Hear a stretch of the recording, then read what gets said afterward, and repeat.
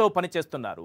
మూడవ తరగతి నుంచే సబ్జెక్టు టీచర్ కాన్సెప్ట్, టీచర్లలో నైపుణ్యం సామర్థ్యం పెంపు, బైజూస్ కంటెంట్, తరగతి గదుల్లో ఐఎఫ్పీల ఏర్పాటు, ఇలా వీటన్నింటి వల్ల ప్రాథమిక విద్యా రంగంలో సమూల మార్పులు తీసుకొస్తున్నారు.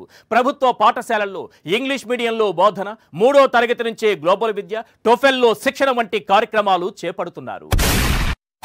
రాష్ట్రంలో ఐబీ సిలబస్ కు సంబంధించి ఎన్సీఈఆర్టీతో ఈ నెల 31న ఒప్పందం కుదుర్చుకుంటున్నారు.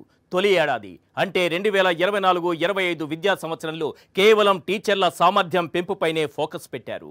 2025-26 విద్యా సంవత్సరం నుంచి ప్రతి ఏడాది ఫస్ట్ క్లాస్తో మొదలు ఒక్కో తరగతికి ఐబీ సిలబస్ అమలు చేసే దిశగా కార్యాచరణ సిద్ధం చేశారు.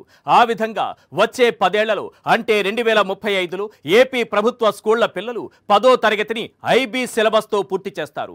ఆ సిలబస్ తోనే పరీక్ష రాస్తారు. వారికి ఐబీ సర్టిఫికేట్ కూడా వస్తుంది.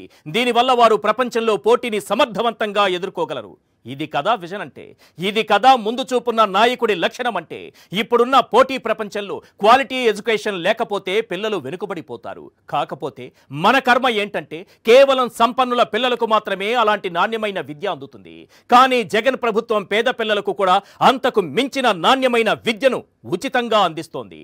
అలాంటి క్వాలిటీ ఎడ్యుకేషన్ అందుకున్న పిల్లలు ఖచ్చితంగా రేపటి పోటీ ప్రపంచంలో విజేతలుగా నిలుస్తారు. అలా రాష్ట్రంలోని పిల్లలందరినీ పోటీ ప్రపంచంలో విజేతలుగా నిలపడమే జగన్ ప్రభుత్వ లక్ష్యం. అప్పట్లో జీఆర్లు 29 రాష్ట్రాలు, ఇతర కేంద్ర పాలిత ప్రాంతాలు 7లో చూస్తే ఏపీ దారుణంగా 32వ స్థానంలో ఉండేది. అలాంటి పరిస్థితుల్లో అన్ని కోణాల్లో ఆలోచించి వినూత్న చర్యలు చేపట్టారు. పిల్లలు స్కూళ్లకు ఎందుకు వెళ్లడం లేదన్న కారణాలు తెలుసుకున్నారు. ఆ దిశలో దిద్దుబాటు చర్యలు మొదలుపెట్టారు. అందులో కీలకమైంది మధ్యాహ్న భోజనం.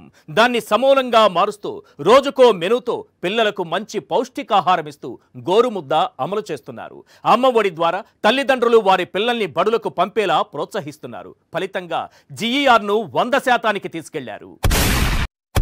కేవలం ప్రభుత్వ బడులపైనే కాదు, ఉన్నత విద్యారంగంలో కూడా చాలా మార్పులు చేశారు. ఉద్యోగ ఉపాధి కల్పన దిశగా కరికులంలో మార్పులు చేశారు. 3 ఏళ్ల డిగ్రీ కోర్సులో ఇంటర్న్షిప్ తప్పనిసరి చేశారు. కరికులంలో భాగంగా ఆన్లైన్ వర్టికల్స్ ప్రారంభిస్తున్నారు. ఎడెక్స్తో కూడా వచ్చే నెలలో ఒప్పందం చేసుకోబోతున్నారు. హార్వర్డ్, ఎల్ఎస్సి వంటి ప్రీమియం సంస్థలను ఎడెక్స్ ద్వారా కోర్సులను ఆన్లైన్లో ఆఫర్ చేసేలా చర్యలు చేపడుతున్నారు. ఈ స్థాయిలో ఏపీ విద్యా వ్యవస్థలో సమూల మార్పులు తెస్తున్న బాబు, అతని దత్తపుత్రుడు. బాబు వెంట నడిచే గుంపు కళ్లకు ఇవేవి కనిపించడం లేదు. బాబు పాలనలో విద్యా వ్యవస్థ పూర్తిగా భ్రష్టు పట్టిపోయింది.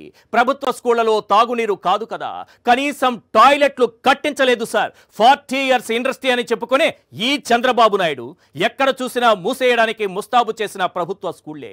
ఎప్పుడు కూలిపోతాయో తెలియని భవనాలు, ఎప్పుడు ప్రైవేటుకు దోచిపెట్టే ప్రయత్నమే చేశారు.